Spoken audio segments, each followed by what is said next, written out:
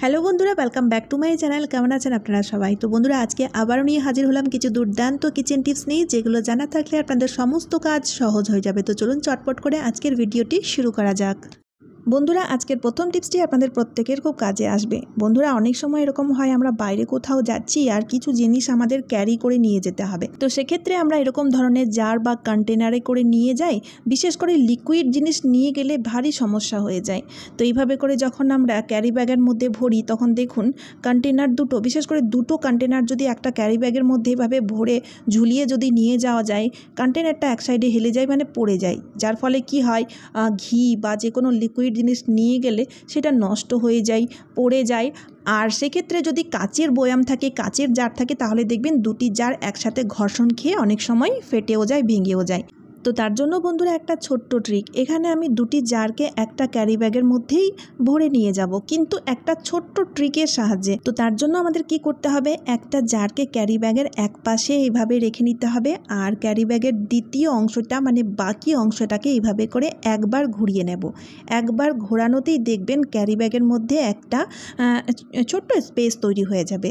দুটো সেকশন এইভাবে আলাদা আলাদা দুটো সেকশন তৈরি হয়ে যাবে, যার ফলে আমরা জারগুলোকে এইভাবে করে নিয়ে যেতে পারবো। দেখুন, দুটো জার কিন্তু একে অপরের সাথে টাচও হবে না, আর এভাবে ঝুলিয়ে নিয়ে গেলে গড়িয়ে পড়েও যাবে না।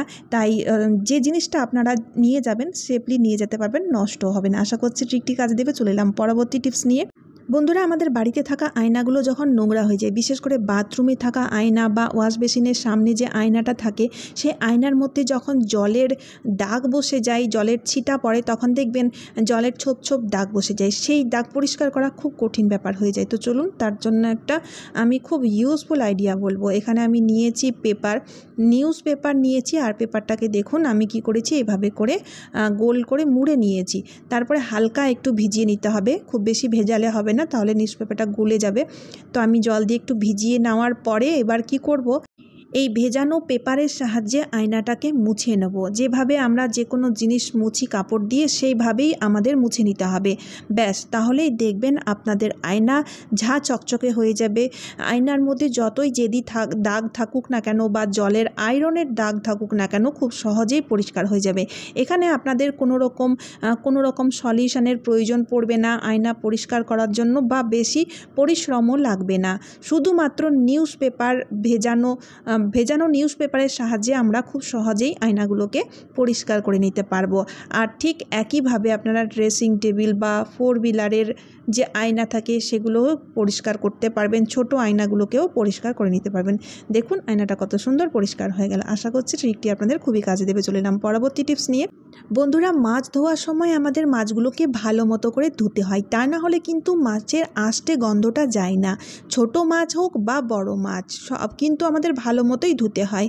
কিন্তু মাছ ধোয়ার সময় একটি সমস্যা হয়, মাছ ধোয়ার পরে হাতের মধ্যে মাছের আষ্টে বাজে গন্ধ থেকে যায়। সেই গন্ধ সহজে পরিষ্কার হয় না, সেই গন্ধ সহজে যেতে চায় না। আমরা সাবান দিয়ে ভালো করে রগড়ে পরিষ্কার করলেও কিন্তু, পরিষ্কার হয়ে গেলেও কিন্তু গন্ধটা যায় না, বাজে আষ্টে গন্ধটা কিছুতেই যেতে চায় না। তার জন্য একটা ছোট্ট ট্রিক দেখুন বন্ধুরা, আমরা চা তো তৈরি করেই থাকি, আমাদের চা তো হয়েই থাকে সকাল সন্ধ্যা। তো সেই তৈরি করা চা পাতাও নিতে পারেন। আর যদি সেই মুহূর্তে আপনাদের চা পাতা না থাকে, তাহলে আপনারা কি করবেন, অল্প একটু চা পাতা নিয়ে নেবেন, একটু জল নিয়ে ভালো মতো করে হাতটাকে এভাবে রগড়ে পরিষ্কার করে নেবেন। চা পাতা খুব সহজেই আষ্টে গন্ধকে পরিষ্কার করতে খুবই সাহায্যকারী। আশা করছি এই ছোট্ট টিপসটি আপনাদের ডেলি লাইফে খুবই কাজে আসবে। চলে এলাম পরবর্তী টিপস নিয়ে। বন্ধুরা, আমরা যখন রুটি, লুচি বা পরোটা বেলে থাকি, তখন কিন্তু আমরা বেলন চাকিরই ইউজ করে থাকি।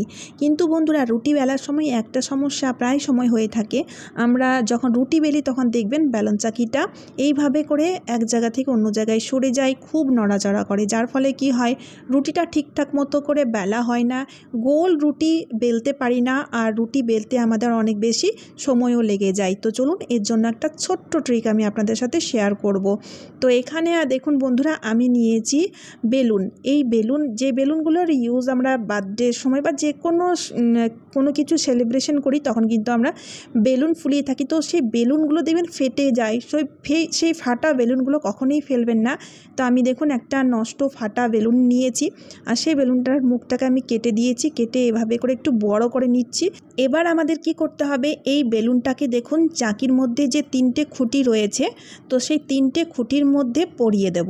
এইভাবে দেখুন খুব সহজেই পরানো যাবে। তো ফাটা বেলুনগুলো কখনোই ফেলবেন না, দেখুন কত কাজে আসছে। তো বন্ধুরা বেলুনগুলোকে যদি এভাবে চাকির মধ্যে পরানো হয় তাহলে দেখবেন চাকিটা একদম স্টিকি হয়ে যাবে। এবার আমরা যে জায়গায় চাকিটাকে রাখবো সেই জায়গায় একদম স্টিকি হয়ে স্থির থাকবে আর একদম নড়াচড়া করবে না, যার ফলে কি হবে রুটি বেলার সময় আর চাকিটা একদমই সরে যাবে না আর নড়াচড়াও করবে না। খুব সহজেই আমরা কিন্তু সহজেই রুটি বেলে নিতে পারবো। এবার আমি আপনাদের রুটি বেলে দেখাচ্ছি বন্ধুরা, তাহলেই আপনারা বুঝতে পারবেন। এই যে দেখুন বন্ধুরা চাকিটা কিন্তু আর একদমই নড়াচড়া করছে না বা সরে যাচ্ছে না। কেমন লাগলো আইডিয়াটি অবশ্যই আমাকে কমেন্ট করে জানাবেন। যদি আইডিয়াটি উপকারে আসে বা ভালো মনে হয় তাহলে ভিডিওটি শেয়ার করতে একদমই ভুলবেন না। তো চলুন এবার দেখে নেওয়া যাক পরবর্তী টিপসটা। বন্ধুরা এই পাতলা পাতলা গার্ডারগুলো আমাদের প্রত্যেকের কাছেই থাকে। সাধারণত আমরা মিষ্টির প্যাকেটে পেয়ে থাকি আর সেগুলো আমরা সংরক্ষণ করে রাখি। আবার অনেক সময় দেখা যায় বাজার থেকে কিনে এনেও আমরা গার্ডারগুলোকে বাড়িতে সংরক্ষণ করে রাখি, কারণ বিভিন্ন দরকারে এই গার্ডারগুলো লেগে থাকে। কিন্তু বন্ধুরা এখানে একটা সমস্যা হয়ে থাকে, আমরা যে কৌটোর মধ্যে একসাথে গার্ডারগুলোকে রাখি সেখানে দেখবেন ময়েশ্চার ধরে যায়, যার ফলে দেখুন এখানে দেখতেই পাচ্ছেন একটা গার্ডার আর একটা গার্ডারের সাথে এভাবে চিপকে যায়, যার ফলে কি হয় দরকারের সময় আমরা চটজলদি বের করে নিতে পারি না। দ্বিতীয়ত হচ্ছে গার্ডারগুলোকে এভাবে ছাড়াতে গিয়ে অনেক সময় ছিঁড়ে যায়, নষ্ট হয়ে যায়। এভাবে অনেক গার্ডার কিন্তু নষ্টই হয়ে যায়। তো সেক্ষেত্রে একটা ছোট্ট ট্রিক আমি আপনাদের বলে দিচ্ছি। গার্ডারগুলোকে একসাথে এভাবে কৌটোর মধ্যে রাখুন, কোনো অসুবিধা নেই, কিন্তু কি করবেন ট্যালকাম পাউডার একটু গার্ডারগুলোর মধ্যে ছড়িয়ে দেবেন। মানে ট্যালকাম পাউডার এইভাবে করে গার্ডারের মধ্যে যদি লাগিয়ে রাখতে পারেন তাহলে দেখবেন গার্ডারের মধ্যে আর কোনো ময়েশ্চার থাকবে না। আর যদি হালকা ফুলকা ময়েশ্চার থাকে সেটাকে ট্যালকাম পাউডার খুব সহজে অ্যাবজর্ব করে নেবে। আশা করছি এই ছোট্ট ট্রিকটি আপনাদের দারুণ কাজে দেবে। তো চলুন বন্ধুরা আজকের মতো এই পর্যন্ত। আশা করি ভিডিওটি ভালো লেগেছে। যদি ভিডিওটি ভালো লাগে তাহলে লাইক শেয়ার কমেন্ট করতে একদমই ভুলবেন না।